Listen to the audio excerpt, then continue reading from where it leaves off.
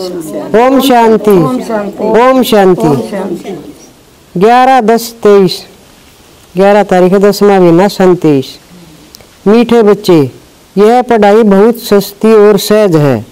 पद का आधार गरीबी या साहूकारी पर नहीं है, ना तो गरीबी पर ना साहूकारी पर है, पढ़ाई पर है बस जो कुछ भी है। इसलिए पढ़ाई पर पूरा ध्यान दो। तो सब ध्यान से सुनो। प्रश्न, ज्ञानी तू महात्मा का पहला लक्षण कौन सा है? उत्तर, वह सभी के साथ अति मीठा व्यवहार करेंगे। किसी से दोस्ती, किसी से दुश्मनी रखना यह ज्ञानी तू आत्मा का लक्षण नहीं है। जो ज्ञान ले रहा है ना वो आत्मा का है, किसका लक्षण नहीं है कि किसी का दुश्मनी करो और किसी का दोस्ती। बाप श्रीमत है, बच्चे अति मीठा बनो, प्रैक्टिकल करो। मैं आत्मा इस शरीर को चला रही हूँ, अब मुझे घर जाना है। गीत, तू प्यार का सागर है। ओम शांति। बच्चों ने किसकी महिमा सुनी? निराकार भेद के बाप की। यह ज्ञान का सागर उच्च ऊंच है, उनको ही ऊंच ऊंच बाप कहा जाता है। परम शिक्षक अर्थात ज्ञान का सागर भी कहा जाता है। अभी तुम समझते हो यह महिमा हमारे बाप की है, जिस द्वारा हम बच्चों की भी वही अवस्था होनी है। वह बड़े से बड़ा बाप है, कोई साधु सन्यासी तो नहीं है। यह तो बेहद का बाप निराकार परम पिता परमात्मा है। तुम बच्चों की बुद्धि में है कि हमारा बेहद का माता पिता पति आदि सब हैं, फिर वह भी नशा स्थायी नहीं रहता, घड़ी घड़ी बच्चों को भूल जाता है। वह तो ऊंच ऊंच और अति मीठे तो मीठा बाप है, जिसको सभी आत्मा कल्प याद करते हैं। लक्ष्मी नारायण को इतना याद नहीं करेंगे। भक्तों का भगवान एक ही निराकार है, उनको ही सब याद करते हैं। भले कोई लक्ष्मी नारायण को, कोई गणेश आदि को मानने वाले होंगे, फिर भी मुख से हे भगवान शब्द ही निकलेगा।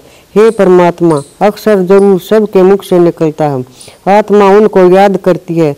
जिस्मानी भगत जिस्मानी चीज को याद करते हैं, तो भी आत्मा इतनी पिता वर्ता है, जो पति वर्ता है, जो अपने बाप को जरूर याद करती है। दुख में झट आवाज निकलता है, हे परमात्मा। यह जरूर समझते हैं कि वह परमात्मा निराकार है, परंतु उसका महत्व नहीं जानते। अभी तुम महत्व को जानते हो कि वह तो सब हमारे सम्मुख आए हैं। वह है सर्वकार्य चेता, हमको सम्मुख पढ़ा रहे हैं। यह एक ही पढ़ाई है। वह जिस्मानी पढ़ाई तो भिन्न भिन्न प्रकार की होती है। कोई का मन पढ़ाई में नहीं लगता तो छोड़ भी देते हैं। यह इस पढ़ाई में पैसे आदि की कोई बात नहीं। यह गवर्नमेंट भी गरीबों को फ्री पढ़ाती है। यहाँ तो यह है कि मुफ्त में पढ़ाई, फीस को पढ़ा मुफ्त की पढ़ाई है, फीस कुछ भी नहीं है। बाप को गरीब नवाज कहा जाता है, गरीब ही पढ़ते हैं। यह है बिल्कुल सहज और सस्ती पढ़ाई। मनुष्य अपने को इंश्योर भी करते हैं। यहाँ भी तुम इंश्योर करते हो, कहते हो बाबा आप हमें स्वर्ग में 21 जन्मों का एवजा देना। भक्ति मार्ग में ऐसे नहीं कहते हैं, हे परमपिता परमात्मा हमको 21 जन्म के लिए वर्षा दो। यह तुम अभी जानते हो। हम डायरेक्ट अपने को इंश्योर करते हैं। यहाँ तो हमेशा कहते हैं कि फल देने वाला ईश्वर है, सबको ईश्वर ही देते हैं। भैया कोई भी साधु संत अथवा रिद्धि सिद्धि वाला हो, देने वाला सबको ईश्वर है। आत्मा कहेगी देने वाला ईश्वर है। दान पुण्य आदि करते हैं, फिर भी उसका फल देने वाला ईश्वर ही है। इस पढ़ाई में कोई खर्चा नहीं है। बाबा ने समझाया है गरीब का भी इतना ही इंश्योर होता है। साहूकार लाख करेगा तो उसको लाख का मिलेगा। गरीब 1 रुपया करेगा तो साहूकार 5000 करे तो भी एवजा दोनों को बराबर ही मिलता है। हाँ, गरीबों के लिए बहुत सहज है, कोई फीस नहीं लगती। गरीब अथवा साहूकार दोनों बाप से वर्षा पाने के हकदार हैं। सारा मदार पढ़ाई पर है। गरीब अच्छा पढ़ते हैं तो उनका पद साहूकार से भी ऊंचा हो जाता है। पढ़ाई की कमाई है, बड़ी सस्ती और सहज पढ़ाई है। सिर्फ इस मनुष्य सृष्टि झाड़ के आदि मध्य अंत को जानना है, जिसको कोई भी मनुष्य मात्र जानता नहीं। चित्रकालदर्शी कोई भी नहीं कह सकता। सब कह देते हैं बेअंत समझते हैं। मनुष्य सृष्टि का बीज परमात्मा है, यह उल्टा झाड़ है। फिर भी कह देते हैं हम यथार्थ रीति नहीं जानते। बरोबर यथार्थ तो बाप ही बताएंगे जो नॉलेजफुल हैं। सारा मदार तुम बच्चों की पढ़ाई पर है। अभी तुम नंबरवार पुरुषार्थ अनुसार जानते हो। तुम मास्टर ज्ञान सागर हो। सब एक जैसे तो नहीं है, कोई बड़ी नदी कोई छोटी नदी है। पढ़ते सब अपने अपने पुरुषार्थ अनुसार हैं। तुम बच्चे जानते हो यह वेद का बाप है। उनका बनकर उनकी श्रीमत पर चलना है। कोई के लिए कहा जाता है यह बेचारा परवश है, माया के वश को उल्टी मत चलाते हैं। श्रीमत भगवानावाच है ना, जिसे श्रेष्ठ श्रेष्ठ देवी देवता बनता है। जब पहले निश्चय हो जाए तब फिर शिव बाबा से मिलना है। बाबा समझ जाते हैं इनको यथार्थ निश्चय नहीं है। आत्माओं का बाप एक है यह तो समझते हैं, परंतु वह इनसे आकर वर्षा दे रहा है। यह निश्चय बैठना बड़ा मुश्किल है। जब यह बुद्धि में बैठे और लिख कर दे तब बाबा के पास लिखत ले आनी चाहिए। समझेंगे यह तो बरोबर ठीक है। इतना समय तो समझते आए सो राग है। ईश्वर सर्वव्यापी नहीं है, वह तो बेहद का बाप है। बरोबर भारत को कल्प कल्प संगम पर बेहद के बाप द्वारा वर्षा मिलता है। संगम पर इसी समय ही मिला था, अब फिर मिल रहा है। यह लिखना है बरोबर बाप संगम पर ही आते हैं, आकर बी के द्वारा स्वरूप की रचना रचते हैं। जब लिख कर दे तब उस पर समझा सकेंगे तुम किसके पास आए हो और क्या लेने आए हो। ईश्वर का रूप तो निराकार है। ईश्वर का रूप न जानने के कारण ब्रह्म तत्व कह देते हैं। बच्चों को समझाया है यह तो बिंदी है। यह बात और किसकी बुद्धि में नहीं बैठेगी कि परमात्मा एक बिंदी है। आत्मा के लिए कहते हैं चमकता है सितारा भ्रकुटी के बीच में। वह छोटी सी चीज़ है तो विचार करना है पार्टधारी कौन है। इतनी छोटी आत्मा में कितना अविनाशी पार्ट नुथा हुआ है। इन बातों में जब कोई डीप जाए तब उसको समझना है। तुम्हारी आत्मा कहती है हमने 84 जन्म लिए हैं। वह सारा पार्ट छोटी सी बिंदी रूप आत्मा में मर्ज है जो सिर्फ इमर्ज होता है। इस बात से मनुष्य वंडर खाएंगे। यह बात तो कोई समझते नहीं। 84 जन्म हमारे रिपीट होते हैं। यह बना बनाया ड्रामा है। आत्मा में कैसे पाठ नुथा हुआ है सुनकर मनुष्य वंडर खाएंगे। बरोबर में आत्मा कहती है हम आत्मा एक शरीर छोड़ दूसरा लेती हूँ। यह हमारा पाठ नुथा हुआ है जो ड्रामा अनुसार रिपीट होता है। यह बातें कमज़ोर बुद्धि वाले कभी धारण कर न सके। यह सिमरन करना है हम 84 जन्म लिए पाठ बजाता हूँ, शरीर धारण करता हूँ। जब यह सिमरन चलता रहे तब कहे यह पूरा चित्रकालदर्शी है और दूसरों को भी चित्रकालदर्शी बनाने का पुरुषार्थ कर रहे हैं। समझने की भी बच्चों में हिम्मत चाहिए। अंधों की लाठी बन नींद से सुजाग करना है। जाग सजनिया, अब नई दुनिया स्थापन होती है। पुरानी दुनिया का विनाश हो रहा है। तुमने त्रिमूर्ति ब्रह्मा विष्णु शंकर नाम ही सुना है। ब्रह्मा द्वारा स्थापना होती है। यह सब ब्रह्म कुमार कुमारियां हैं ना।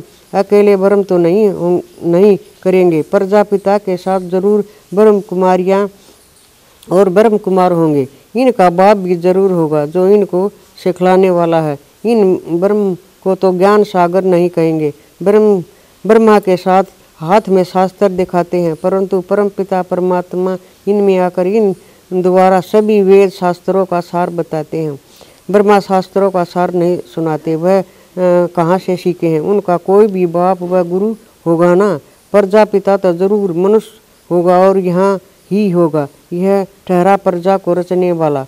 इसको क्रिएटर ज्ञान सागर नॉलेज फुल नहीं कह सकते। ज्ञान का सागर परम पिता परमात्मा ही है। वह आकर प्रजापिता ब्रह्मा द्वारा पढ़ाते हैं। इनको ज्ञान का कलश कहा जाता है। यह सारा मदार धारणा पर है। इंश्योरेंस करो न करो यह तुम्हारे ऊपर है। बाबा तो बहुत अच्छी रीति इंश्योरेंस करते हैं। इंश्योरेंस मैग्नेट है। भक्ति मार्ग में भी तो ज्ञान मार्ग में भी बाप को सब आत्माएं भक्ति मार्ग में याद करती हैं कि बाबा आकर हमको दुख से छुड़ाओ। बाबा वर्षा देंगे या तो शांति धाम या तो सुख धाम भेज देंगे। जिनको शांति का वर्षा मिलना है तो कल्प कल्प वही शांति का वर्षा लेंगे। तुम सब पुरुषार्थ कर रहे हो सुख का वर्षा लेने के लिए। इसमें पढ़ना है और फिर पढ़ाना है। जैसे बाप मीठे तो मीठा है, वैसे ही उनकी रचना भी मीठे से मीठी है। स्वर्ग कितना मीठा है, स्वर्ग का नाम तो सब मुख से लेते रहते हैं। कोई भी मरता है तो कहते हैं स्वर्गवासी हुआ, तो जरूर नरक में था, अब स्वर्ग में गया, जाता नहीं तो भी कहते हैं। तुमको लिखना चाहिए जरूर, हेल में था ना, यह हेल है, फिर उनको यह मांगने की सिखलाने की क्यों कोशिश करते हैं। पुत्र बुलाते हैं ना, आत्मा को बुलाना यह है। पितर, हाँ पुत्र नहीं, पितर बुलाते हैं ना, आत्मा को बुलाना यह है पितर को बुलाना। तुम फिर सभी पितरों के बाप को बुलाते हो, सभी आत्माओं का बाप बैठ तुमको पढ़ाते हैं। तुम कितनी गुप्त सेना हो। शिव शक्तियाँ, शिव तो निराकार है ना, तुम शक्तियों को उनके बच्चे हो। शक्ति आत्मा में आती है, मनुष्य जिस्मानी शक्ति दिखलाते हैं, तुम रूहानी शक्ति दिखलाते। तुम्हारा है योग बल, योग रखने से तुम्हारी आत्मा पवित्र होती है। आत्मा में जोहर आता है, तुम्हारे में मम्मा की ज्ञान तलवार सबसे तीखी है। यह कोई शतूल कटारी व तलवार की बात नहीं है। आत्मा को समझ है कि मेरे में ज्ञान शंख ध्वनि करने की अच्छी ताकत है। हम शंख ध्वनि कर सकते हैं। कोई कहते हैं मैं शंख ध्वनि नहीं कर सकती हूँ। बाप कहते हैं ज्ञान की शंख ध्वनि करने वाले मुझे अति प्रिय हैं। मेरा परिचय भी ज्ञान से देंगे ना। बेहद के बाप को याद करो, यह भी ज्ञान दिया ना, बाप को याद करना है। इसमें मुख से कुछ नहीं बोलना नहीं है, अंदर में समझना है। बाप हमको नॉलेज दे रहे हैं। बाप कहते हैं तुमको वापस चलना है, मुझे याद करो तो विक्रम विनाश होंगे। भगवानावाच मना मन भाव, तो जरूर यह निराकार होगा ना। साकार कैसे कहेंगे, मुझे याद करो, निराकार ही कहते हैं। हे आत्मा मुझे याद करो, मैं तुम्हारा बाप हूँ। मुझे याद करोगे तो अंतमति सोगति हो जाएगी। तुम आत्मा इस शरीर द्वारा कहती हो कि जीव की आत्मा अपने बाप को याद करो। बाप भी आत्माओं को कहते हैं मन मना भव। तुम आत्माओं को हमारे पास ही आना है, ध्येय अभिमानी होना है, अच्छी तरह से प्रैक्टिस करनी है। मैं आत्मा इस शरीर को चलाने वाली हूँ, अब मुझे वापस बाप के पास जाना है। बाप कहते हैं चलते फिरते उठते बैठते मुझे याद करो, तो जो अशांति फैलाते हैं वह अपना पद भ्रष्ट करते हैं। इसमें तो बहुत मीठा बनना है। गीत भी है ना, कितना मीठा कितना प्यारा। शिव भोला भगवान, तुम भी उनके बच्चे भोले हो। फर्स्ट क्लास रास्ता बताते हो कि बाप को याद करो तो स्वर्ग के मालिक बनोगे, और कोई ऐसे सौदा दे न सके। तो बाप को बहुत याद करना चाहिए, जिससे इतना सुख मिलता है, उनको ही याद करते हैं। पतित पावन आओ, आत्माएं पतित बनी हैं, उनके साथ शरीर भी पतित बना है। आत्मा और शरीर दोनों पतित बने हैं। वह लोग तो कह देते हैं आत्मा निर्लेप है, पतित बन नहीं सकती, परंतु नहीं, एक परमपिता परमात्मा में ही कभी खाद नहीं पड़ती, बाकी तो सब में खाद पड़ती ही है। हर एक को सतो रजो तमो में आना ही है। यह सब पॉइंट धारण कर बहुत मीठा बनना चाहिए। ऐसे नहीं कि कोई से दुश्मनी और कोई से दोस्ती। देह अभिमानी में आकर यहाँ ही बैठ कोई से सर्विस लेना बिल्कुल राग है। अच्छा, मीठे मीठे सिकिल दे बच्चों प्रति माता पिता बाप दादा का याद प्यार। Good morning. रूहानी बाप की रूहानी बच्चों को नमस्ते। हम बच्चों तो की पिता और दादा का याद प्यार। गुड मॉर्निंग नमस्ते नमस्ते। हम बाबा के बच्चे सदा रहते और हंसाते, पढ़ते और पढ़ाते, सुनते और सुनाते। वाह बाबा वाह वाह बाबा, शुक्रिया बाबा। ओम शांति। धारणा के लिए मुख्य सार। ज्ञान का सिमरण कर त्रिकालदर्शी बनना, हाँ बनना और बनाना है। ज्ञान का सिमरण करके अंधों की लाठी बन उन्हें अज्ञान नींद से सुजाग करना है, मतलब जगाना है। 21 जन्मों के लिए अपना सब कुछ इंश्योरेंस करना है, साथ साथ ज्ञान की शंख ध्वनि भी करनी है। वरदान है अपनी जिम्मेवारियों के सब बोझ बाप को दे दो। सदा निश्चित रहने वाले सफलता संपन्न सेवाधारी भव। जो बच्चे जितना स्वयं हल्के रहते हैं उतना सेवा और स्वयं सदा ऊपर चढ़ते रहोगे, अर्थात उन्नति को पाते रहते। इसलिए सब जिम्मेवारियों के बोझ बाप को देकर स्वयं निस्फूर्त रहो। किसी भी प्रकार के मैं पैन का बोझ न हो, सिर्फ याद के नशे में रहो।